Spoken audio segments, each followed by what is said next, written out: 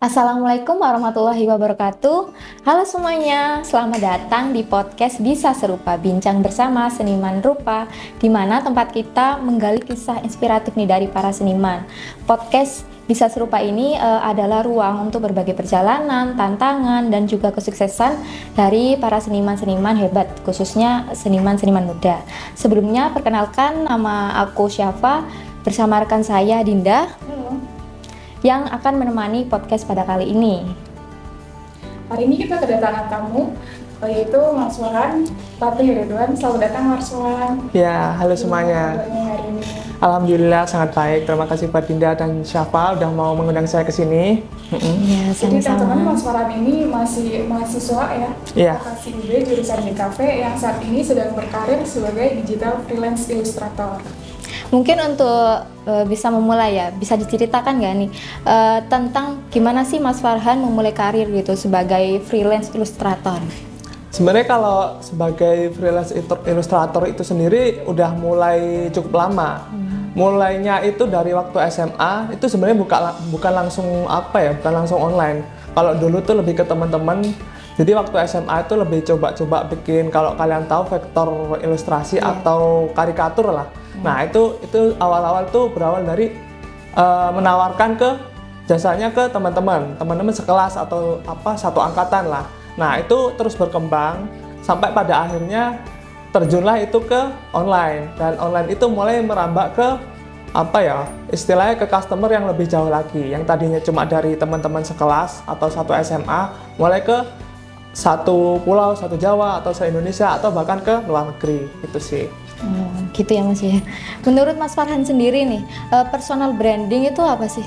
Sebenarnya kalau kata branding itu sendiri sebenarnya udah banyak interpretasinya tiap orang-orang. Tapi kalau dari aku sendiri selama menjalankan perkuliahan, lebih ke dari nama brandingnya itu sendiri, itu sebenarnya sebuah pola yang tersusun secara terulang, di mana pola yang terulang itu sendiri menciptakan sebuah persepsi kepada pikiran orang-orang yang kita targetkan. Istilahnya kalau misal kita targetkan ke customer, ya udah kita branding diri kita sendiri. Misalnya kalau aku sendiri itu kan bagaimana caranya supaya customer itu mengenal bahwa oh ini loh ilustrator gitu kan. Jadi membangun persepsi bahwa Farhan ini, misal aku sendiri Farhan dikenal sebagai seorang ilustrator gitu sih.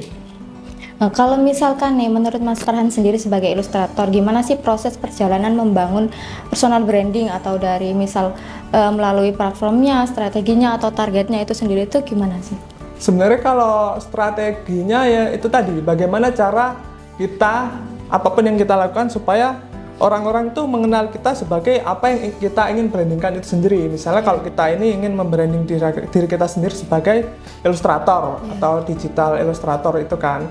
Nah ya udah, karena dari kata digital ilustrator sendiri ya udah kita bikin karya itu ya kita tunjukkan dan bagaimana caranya orang bisa tahu bahwa kita ini adalah freelance ilustrator gitu. Dan cara mengasih tahunya itu juga banyak cara. Misal kalau dari online ya udah kita posting aja itu ke sosial media, dan juga nggak cuma dari satu platform aja, kalau bisa lebih multi platform, itu kan lebih kuat nanti jangkauannya. Nah semakin luas itu juga semakin semakin memperbesar peluang kita untuk lebih dikenal. Dan juga cara menyampaikannya juga itu juga sangat banyak. Bisa misal kalau dari Instagram kan kita cara menyampaikannya ya udah kita posting aja dalam bentuk postingan, atau bisa dalam berupa reels atau story. Itu juga berlaku jika misalnya di TikTok. Jadi bikin video-video short yang nanti sekiranya bisa muncul ke FYP gitu sih. Kurang lebih seperti itu. Jadi kayak proses yang berulang untuk menciptakan sebuah persepsi supaya orang-orang tahu kita ini dikenal sebagai apa gitu kan. Dimana kalau kita sendiri, misal kalau aku itu posisinya sebagai freelance ilustrator gitu kan. Platformnya masih pakai apa aja nih? Sebenarnya kalau fokus dulu ya, kalau dulu itu awal-awal masuknya ke Facebook. Nah setelah itu coba lagi ke Instagram. Nah ternyata kalau dari aku sendiri itu lebih nikmat pakai yang lebih terbiasa pakai Instagram itu. Dan secara aku sendiri kayak lebih nyaman pakai Instagram, jadi terus menerus konsistennya di Instagram itu sih. Nama Instagramnya bisa dikasih tahu. Ya, kalau teman-teman pengen lihat karya-karya saya ya, bisa cek ke Instagram namanya Barakuda Vektor, silahkan dicek di Instagram. Oke. Ada cara nggak nih Mas untuk mempertahankan atau mungkin bisa mengupgrade itu lebih baik branding supaya tetap mempunyai nilai atau value yang konsisten, itu gimana caranya gitu? Sebenarnya kalau untuk mempertahankan ya itu tadi, pola yang udah kita susun untuk menciptakan sebuah branding itu tetap dipertahankan. Sebenarnya yang paling berat itu ya konsistennya itu sendiri, karena aku sendiri juga belum merasa sebagai seorang yang memiliki personal branding yang paling kuat. Masih banyak orang-orang yang di luar sana lebih kuat dalam segi personal branding, karena ya itu tadi, lebih ke konsistennya itu, seberapa jauh mereka bisa mempertahankan pola yang dilakukan itu tadi untuk menciptakan sebuah persepsi pada orang-orang itu kan. Sebagai ilustrator sendiri nih Mas Farhan, apa ada hal nggak yang harus dihindari gitu, misal dari kebiasaan atau kesalahan yang bisa ngebuat personal branding kita tuh menurun gitu? Sebenarnya kalau bikin personal branding kita menurun ya itu tadi, keluar dari tujuan apa yang ingin kita kenal. Misal kita ingin dikenal sebagai seorang freelance illustrator, tapi tiba-tiba kita malah sering upload atau bikin menunjukkan bahwa kita lagi asik. Misal nih, kita bikin postingan soal makanan, review makanan, itu kan keluar jauh tuh dari personal branding kita yang menjadi freelance illustrator. Bukan berarti nggak boleh sebenarnya, tergantung kalian gimana cara nyusun personal brandingnya itu. Tapi kalau berulang dari keluar dari tujuan yang dari awal itu, ya gimana orang mau kenal kita sebagai freelance illustrator gitu. Kalau kita malah reviewnya makanan kan. Jadi pertahankan hal-hal yang emang berkaitan dengan brandingan kita itu sendiri gitu sih. Jadi harus fokus gitu ya, fokus satu tujuan, satu apa yang harus di-brandingkan gitu ya. Emang balik lagi dari awal kita ingin dikenal sebagai apa. Nah, kita terus lakukan apa sih yang kita lakukan untuk bisa menciptakan persepsi yang ingin kita tuju itu tadi. Itu sih kurang lebihnya. Jadi sebagai freelance illustrator nih, menurut Mas, sejauh ini pencapaian terbesarnya yang udah Mas Farhan rasakan tuh apa ya? Kalau dari segi freelance illustrator sebenarnya kayak kalau pencapaian terbesar itu lebih ke bagaimana yang namanya freelance illustrator kan pasti itu kan juga sebuah bentuk dari pekerjaan kan.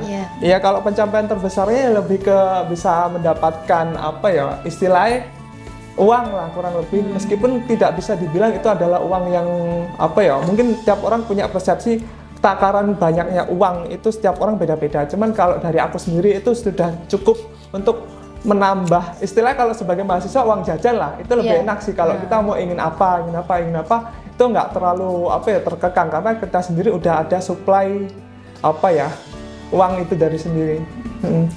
Kira-kira ada orderan klien yang berkesan nggak buat Mas Farhan kerjain selama ini? Sebenarnya bukan perorangan, lebih ke kayak tiap klien kayak rata-rata itu punya karakternya masing-masing. Cuman salah satu yang bikin berkesan itu lebih ke ketika aku sebagai freelance illustrator, sebagai posisinya sebagai ilustrator itu benar-benar dikasih kepercayaan penuh ke klien itu sendiri. Misal, bikinkan ilustrasi tentang tengkorak yang serem. Ya udah, mereka nggak terlalu memberikan konsep yang spesifik, tapi mereka benar-benar memberikan kepercayaan itu kepada kita sebagai freelance illustrator itu sendiri. Nah, dan ketika kita udah menyusunkan atau memberikan tawaran konsep yang kita buat dan si klien itu sendiri udah puas, itu kita sendiri juga memunculkan sebuah kepuasan. Oh, kita mampu loh bikin kayak gini, kita bisa loh bikin kayak gini gitu. Jadi kayak benar-benar mereka ngasih kita kepercayaan dan kita juga menerima kepercayaan itu dan menghasilkan sebuah karya yang sesuai dengan keinginan mereka. Itu yang menurutku lebih berkesan di situ. Itu sih. Kalau klien yang rese atau nyebelin ada nggak Mas? Mungkin untuk tips untuk menghadapi klien itu kayak gimana selama berkarya? Kayak gitu. Iya, sebenarnya kalau klien rese itu emang pasti kalau tiap orang pasti merasakan sebagai freelance illustrator ya. Cuman balik lagi sebenarnya klien rese itu bisa jadi karena pertama kliennya itu emang labil atau rese itu sendiri, atau emang dari kitanya sendiri. Dimana kita kalau dari awal kan yang namanya ilustrator kita harus bisa memvisualkan apa yang klien inginkan. Nah, ketika klien rese itu bisa jadi tanda bahwa kita sendiri itu kurang bisa mempresentasikan mewujudkan visual yang klien inginkan gitu. Makanya misal si klien minta banyak presisi, oh kurang ini mas, oh ini kurang ini, oh ini kurang ini. Ini balik lagi ke awal aja deh mas, gitu kan. Nah, itu bisa jadi karena kita dari awal itu kurang bisa memahami apa yang diinginkan dari seorang klien itu sendiri. Jadi lebih ke dua orang itu sendiri, entah itu dari klien atau dari kita sendiri, bagaimana kita bisa memahami apa yang mereka inginkan. Jadi ketika udah kita dapat memahami apa yang mereka inginkan, kita tahu nih bentuk visual apa yang benar-benar mereka butuhkan.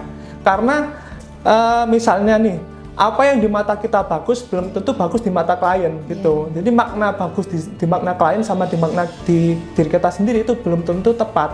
Itu tadi balik lagi bagaimana kita bisa memahami apa yang mereka inginkan, itu sih. Jadi kalau klien puas, kita juga puas ya? Iya.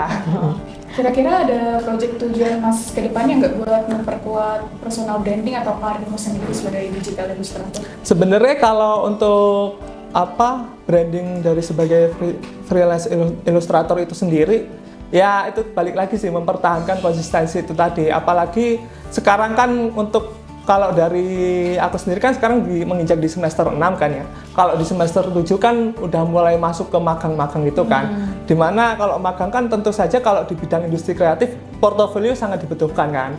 Ya itu lebih ke untuk tujuan sekarang lebih ke memperkuat portofolio supaya nanti ketika kita magang lebih besar kemungkinan untuk diterima sih. Itu sih tujuan sekarang. Misal nih mas, kalau misalkan ada yang pengen gitu order Mas Farhan gitu, order desain dari Mas Farhan gitu, tapi dia tuh bingung kalau misalkan desainnya tuh gimana, belum punya desain, belum punya gambaran desain gitu. Mas Farhan sendiri tuh punya itu nggak sih inisiatif untuk cari ide atau bilangin ke pembelinya itu gimana sih? Oh itu ya, misal nih klien mau, aku bikin ini mas, bikinin desain untuk kaos anak-anak, ya, tapi gitu. Aku nggak tahu mas kaos anak-anak itu yang seperti apa gitu kan. Nah itu juga balik lagi ke kita sendiri, juga komunikasi ke klien itu sendiri. Misal si klien emang bener-bener yang penting temanya itu anak-anak fun, atau misal temanya Ramadan gitu kan. Nah udah kita pikirin tuh keywordnya itu ada dua tuh, anak-anak dan Ramadan. Nah, apa sih yang bisa memvisualkan dari contoh anak-anak atau yang lebih ke Ramadan? Ya udah kita cari tuh, pikirkan ide di situ. Nah, tugasnya ilustrator di situ sebenarnya. Bagaimana kita bisa memvisualisasikan kebutuhan dari calon klien tersebut, gitu kan?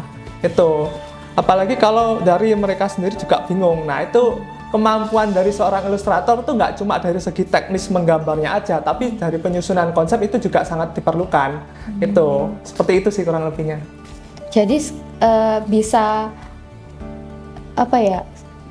bisa sharing-sharing juga gimana sih desainnya yang pas gitu buat buat keinginan pembeli gitu ya. Iya, misalnya kalau kita udah punya konsep nih, udah ada konsep di pikirannya, udah kita cari, misal untuk keywordnya yang tadi itu misal Ramadan dan anak-anak, ya udah kita cari yang berhubungan dengan Ramadan, misal gambar masjid, atau bulan sabit, atau misal warna, entah itu warna hijau, atau gimana warna hijau dan emas, atau gimana cara kita mengkombinasikan bentuk visual itu tadi sebagai perwujudan dari kata keyword Ramadan itu tadi. Terus ada kata misal anak-anak. Nah, anak-anak bukan berarti kita harus memunculkan visual seorang anak-anak, tapi lebih ke bagaimana misal kita visualkan lebih ke fun, kan anak-anak lebih ke suka main. Ya udah kita gambarkan bahwa Ramadan yang menyenangkan.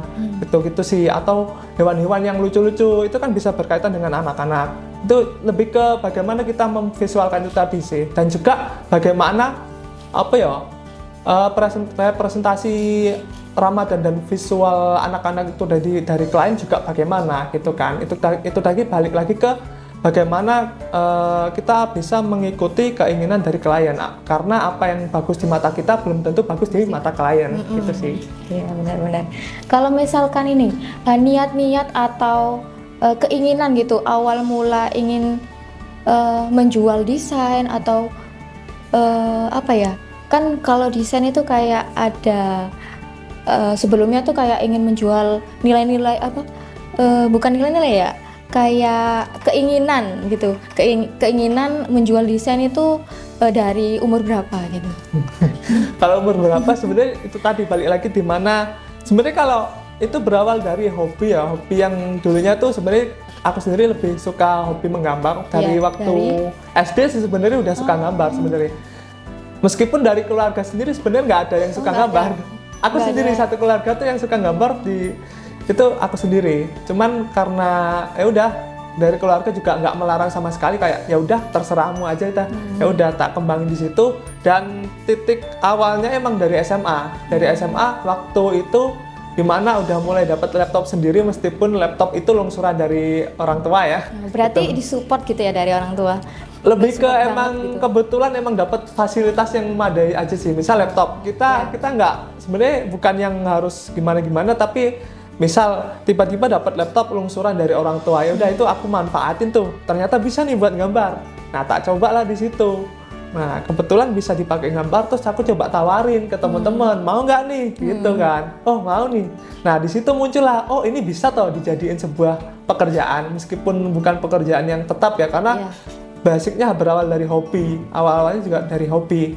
Nah, di situ mulailah berkembang. Waktu SMA mulai yang tadinya dari laptop apa ya udah bikin karikatur biasa, terus cobalah masuk ke grup-grup Facebook, grup-grup desain, coba tak tawarin, ada yang mau nih ternyata lewat online. Nah, coba lagi ke apa sosial media yang lain, misal di Instagram dan lain-lain. Dan ternyata yang nge-DM atau yang dapat pesan masuk itu nggak cuma dari Indonesia, ternyata dia nge-DM nih, orang luar nih. Awal-awal jujur aja takut.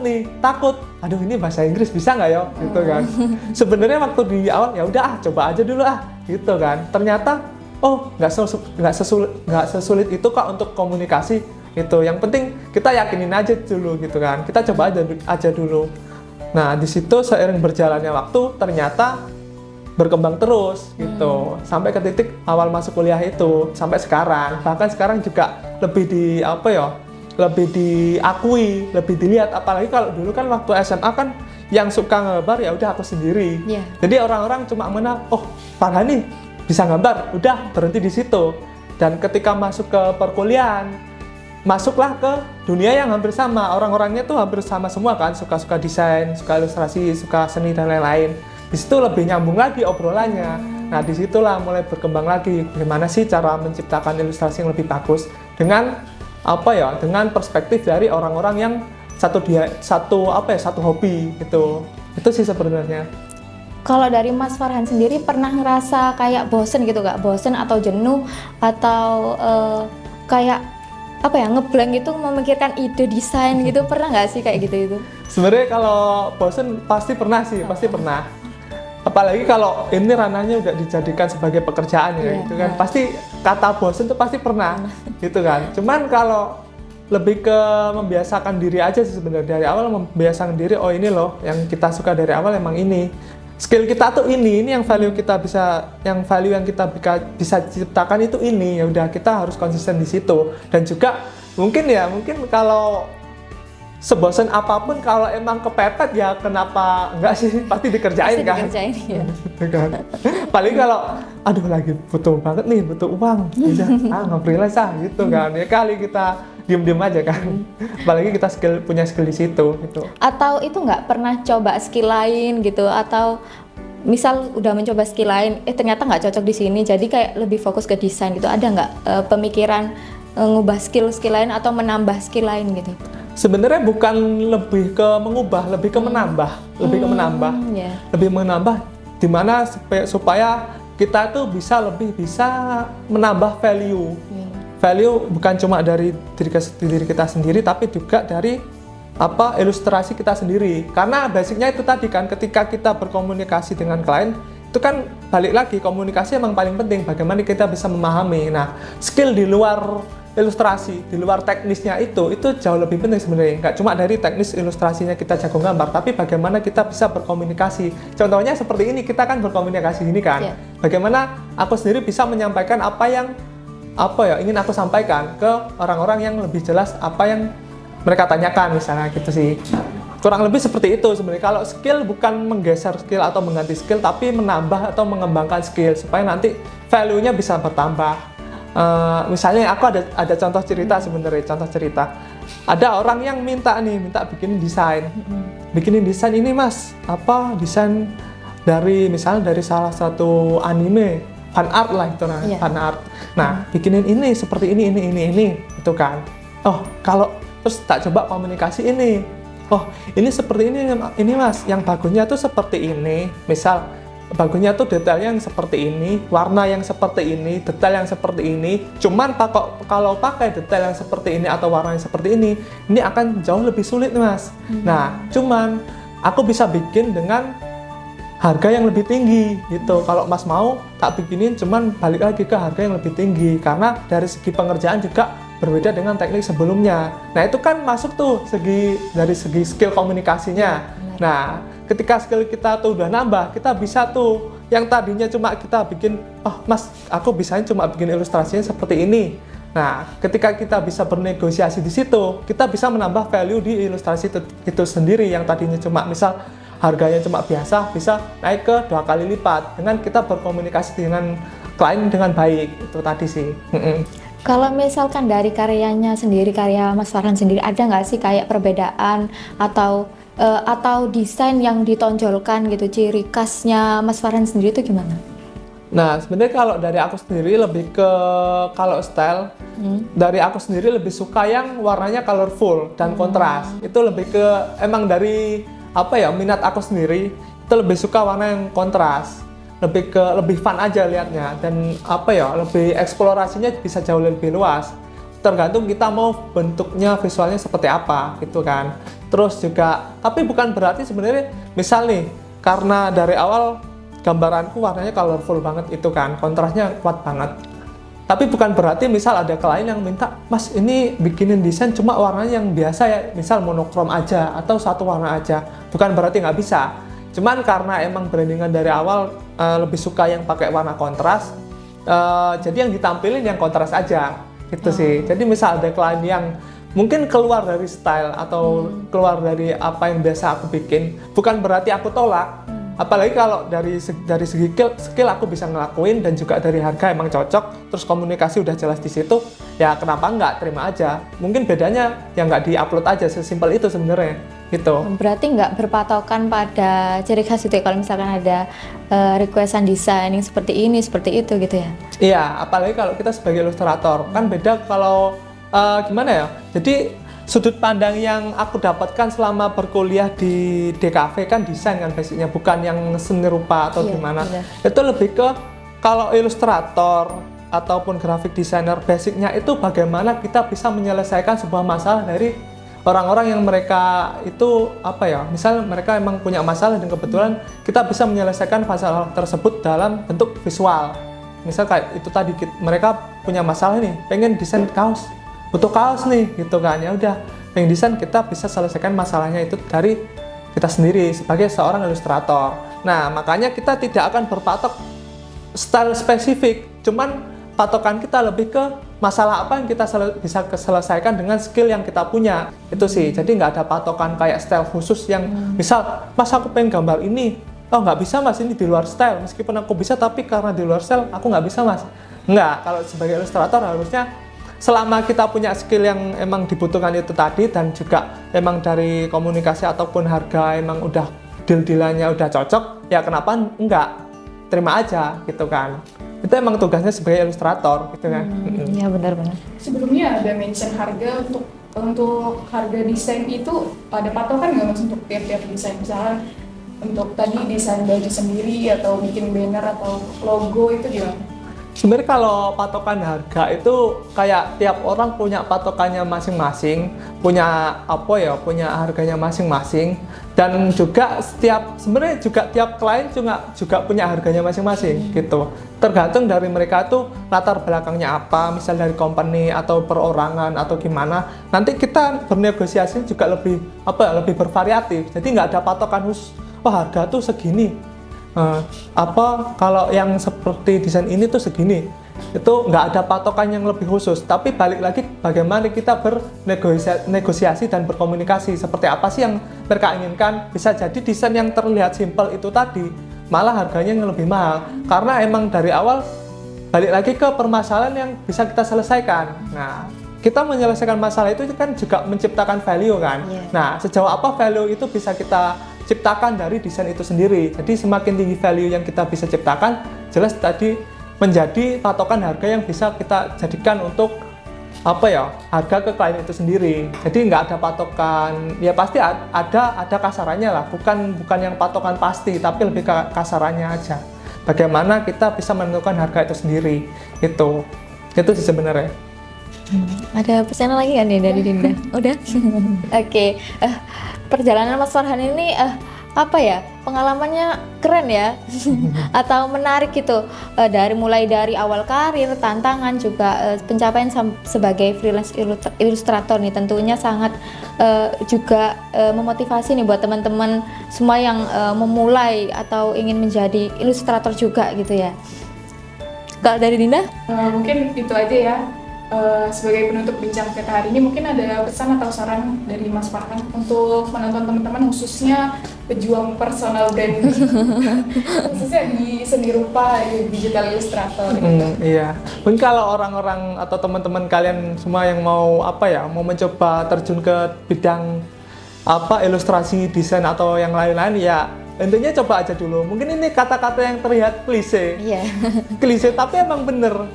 Dulu awal-awal emang cuma coba-coba aja dulu. Dan ternyata ketika kita udah awal nyoba itu udah tahu nih. Pelan-pelan kita tahu nih arah yang bagus tuh kemana. Misal kita mau nyoba tapi takut gambarku masih jelek.